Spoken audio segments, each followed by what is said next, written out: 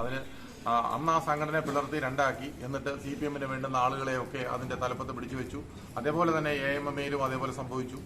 അങ്ങനെ ഫിലിം ചേംബറിലും അങ്ങനെ ഇതുവരെല്ലാം കൂടെ കൂടിയിട്ട് ഒരു കൊളീജിയമായിട്ട്, അതായത് ഈ പവർ കമ്മിറ്റി എന്നൊക്കെ പറയുന്ന പോലുള്ള ആ ചില ആളുകൾ കൂടിയിട്ട് ഇവരെല്ലാം കൂടി സിനിമയെ ഭരിച്ചുകൊണ്ടിരിക്കുന്ന ഒരു അവസ്ഥയായിരുന്നു. അവർക്ക് ഇഷ്ടമുള്ള ആളുകൾ വരിക, അവർക്ക് ഇഷ്ടമുള്ള ആളുകൾക്ക് സിനിമ കൊടുക്കുക, ഓവർസീസ് റൈറ്റ് കൊടുക്കുക, അതേപോലെ തന്നെ അതിന്റെ സാറ്റലൈറ്റ് വിൽക്കുക, ഇതെല്ലാം ഇവർ ഏറ്റെടുത്ത ഒരു സംഭവമായിട്ടങ്ങ് മാറി. അത് കാരണം സിനിമയിലേക്ക് മറ്റൊരു മനുഷ്യന് കടന്നു വരാനോ ഇവരുടെ ഇംഗിതത്തിന് അനുസരിക്കാതെ ആരെങ്കിലും നിന്നാൽ അവരെ സിനിമയിൽ നിന്നും മുഴുവനായി പുറത്താക്കുന്ന ഒരു രീതിയാണ് ഇന്ന് വരെ കണ്ടുവന്നിട്ടുള്ളത്. അതിനെതിരെ അന്നു മുതലേ ഫൈറ്റ് ചെയ്തുകൊണ്ടിരിക്കുന്ന ആൾക്കാരാണ് ഞങ്ങളുമൊക്കെ. ഈ മാഗ്ന ഫെഡറേഷന് ആദ്യം CPI ആയിരുന്നു ഞങ്ങൾക്കൊരു മോറലി ഞങ്ങൾക്കൊരു സപ്പോർട്ട് തന്നിട്ടുള്ളത്. ആ AITCയുടെ സപ്പോർട്ട് ഉണ്ടായിരുന്നു. CPIയുടെ എന്ന് പറഞ്ഞാൽ AITCയുടെ സപ്പോർട്ട് ഉണ്ടായിരുന്നു. അത് കാനം രാജേന്ദ്രൻ കുറച്ചാൾ ഇതിനകത്ത് ചെയർമാനൊക്കെ ആയിട്ടിരുന്നതാണ്. കാനം ഞാനും തമ്മിൽ കുറെ വർഷങ്ങളായിട്ട് അതിനകത്ത് ഭാരവാഹികളായിട്ടിരുന്നതാണ്. പക്ഷെ ഒക്കെ ആണെങ്കിലും ശരി, CPI പറയുന്ന ഒരു കാര്യങ്ങൾ പോലും സർക്കാർ ഇത് കേൾക്കുന്നുമില്ല. എന്തെങ്കിലും കത്ത് കൊടുത്താൽ പോലും ഇത് കുപ്പത്തൊട്ടിയിൽ എടുത്ത് കളയുന്ന ഒരു അവസ്ഥയായിരുന്നു. AK ബാലൻ സഖാവ് സാംസ്കാരിക മന്ത്രിയായിരുന്ന സമയത്തൊക്കെ ഒരുപാട് കത്തുകൾ ഞങ്ങൾ കൊടുത്തിട്ടുണ്ട്.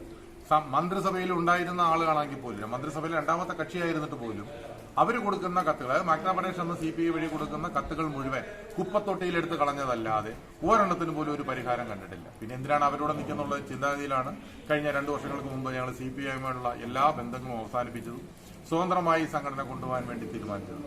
പക്ഷെ ഇപ്പോ ഞങ്ങൾ ഇന്നൊരു ചർച്ചയ്ക്ക് ഇരിക്കുകയായിരുന്നു. അപ്പോഴാണ് നിങ്ങൾ വന്നത്. ഇന്നത്തെ ഞങ്ങൾ ചർച്ച എന്ന് പറഞ്ഞാൽ INDC-യുമായിട്ടായിരുന്നു. INDC എന്നാന്ന് നിങ്ങൾക്കറിയാം, ഇന്ത്യയിലെ തന്നെ ഏറ്റവും വലിയ പ്രബലമായ ഒരു സംഘടനയാണ്. അപ്പോൾ INDC-യുമായി ചേർന്നുകൊണ്ട് ഇവിടെയും തമിഴ്നാട്ടിലും ഇവിടെ ഹൈദരാബാദിലും, അതായത് 3 സ്ഥലത്ത്, തെലുങ്ക്, തമിഴ് ആൻഡ് മലയാളം 3 സ്ഥലങ്ങളിലും ഞങ്ങൾ ഇതിന്റെ യൂണിയന്റെ പ്രവർത്തനങ്ങളുമായി മുമ്പോട്ട് പോകുന്നു. ഞങ്ങൾക്ക് കൊണ്ട് 19 യൂണിയനാണ് ഞങ്ങൾക്കുള്ളത്. അല്ലാതെ ഈ ഫെഫ്കയെ പോലെ ഈ കാരവൻ ഓണേഴ്സ് അസോസിയേഷനും അതുപോലെ തന്നെ മെസ് അസോസിയേഷൻ യൂണിയനൊന്നും അല്ല ഞങ്ങൾക്കുള്ളത്. ഞങ്ങൾക്ക് ഇതിനകത്ത് അധ്വാനിക്കുന്ന ആളുകൾ തന്നെയാണ്, സിനിമയ്ക്കകത്ത് ടെക്നിക്കലി വർക്ക് ചെയ്യുന്ന ആളുകൾ തന്നെയാണ്. അവരെ വെച്ചിട്ടാണ് ഞങ്ങളുടെ യൂണിയൻ ഞങ്ങൾ മുമ്പോട്ട് പോകുന്നത്. ഇപ്പോഴും ഞങ്ങൾക്ക് 3000-ലധികം മെമ്പർമാർ ഞങ്ങളുടെ കൂടെയുണ്ട്. ജൂനിയർ ആർട്ടിസ്റ്റുകൾക്ക് ഏക യൂണിയൻ ഉള്ളത് മാഗ്നയിലാണ്, മാഗ്ന ഫെഡറേഷനിലാണ്. അതുപോലും ഇപ്പോൾ പല രീതിയിലാണ് ആളുകൾ പറയുന്നത്, അല്ലെ നിങ്ങൾ കേട്ടോണ്ടിരിക്കുന്നുണ്ട്.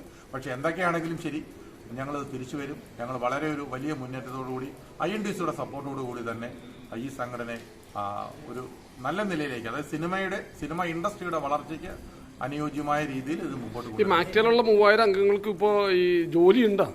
അതിൽ കുറെ ആളുകളൊക്കെ അല്ലാതെ ജോലി ചെയ്യുന്നുണ്ട്. ഇപ്പോൾ കുറെ ആളുകൾ ജോലി ചെയ്യുന്നുണ്ടെന്ന് പറയാൻ സീരിയലിൽ പോയി ജോലി ചെയ്യുന്ന ആളുകളുണ്ട്. പിന്നെ നമ്മുടെ ആളുകൾ സിനിമ എടുക്കുമ്പോൾ അന്ന് വിനയൻ കോമ്പറ്റീഷൻ കമ്മീഷൻ ഓഫ് ഇന്ത്യയിൽ പോയിട്ട് വിധി നേടിയത് പിന്നെ ആരുടെയും അഭിലേഷം വേണമെന്നില്ല ജോലി ചെയ്യുന്നതിന്. അങ്ങനെ പോയി ജോലി ചെയ്യുന്ന ആൾക്കാർ കുറെ ഉണ്ട്. പക്ഷേ വിളിക്കാറുണ്ടോ അവര്?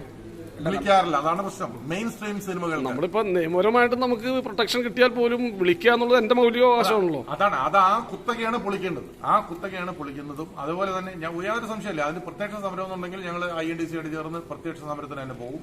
അതിന് യാതൊരു സംശയവുമില്ല. അല്പം പോലും അമാന്തം കാണിക്കും. പ്രത്യക്ഷ സമരം എന്ന് പറഞ്ഞാൽ സിനിമ നിർമ്മാണം തടസ്സപ്പെടുത്തിക്കൊണ്ടുള്ള സമരം. അങ്ങനെ ചെയ്യേണ്ടി വന്നാൽ അങ്ങനെ ചെയ്യും.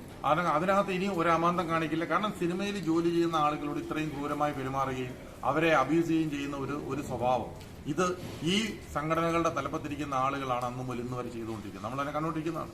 ഇന്നലെ തന്നെ കണ്ടില്ലേ, ഭാഗ്യലക്ഷ്മിയും B ഉണ്ണികൃഷ്ണനും കൂടെ ഇന്നലെ അവരുടെ മീറ്റിംഗുകൾ, യൂണിയനുകളുടെ മീറ്റിംഗ് വിളിച്ചു കൂട്ടിയിട്ട് ആ മീറ്റിംഗിന് വന്ന ആളുകൾ ആ ഇരകളായി ഈ കാര്യങ്ങൾ തുറന്നു പറഞ്ഞവരെ ശാസിക്കുകയും ഭാഗ്യലക്ഷ്മിയൊക്കെ പറഞ്ഞ വാചകമൊക്കെ ആ പെൺകുട്ടി ഇന്ന് ചാനലിലൂടെ പറയുന്നത് കേട്ട് സത്യം പറഞ്ഞ സങ്കടം തോന്നിപ്പോകും. ഇവരൊക്കെ മൊത്തത്തിൽ ആ യൂണിയൻ അവിടെ നിന്ന് പോവുകയാണ്. പല ആളുകളും അവിടുന്ന് രാജിവെച്ച് കഴിഞ്ഞു. ഇനിയും അവിടുന്ന് യൂണിയനുകൾ അവിടുന്ന് രാജിവെച്ച് വരും. ഞങ്ങളെ പല ആൾക്കാരും കോൺടാക്ട് ചെയ്യുന്നുണ്ട്. തീർച്ചയായും അവരെയെല്ലാം ഞങ്ങളുടെ കൂടെ കൂട്ടും. ഇരകളെ സംരക്ഷിക്കുക എന്നുള്ളതാണ് ഞങ്ങളുടെ ദൗത്യം, അല്ലാതെ വേട്ടക്കാരെ സംരക്ഷിക്കുന്നതല്ല.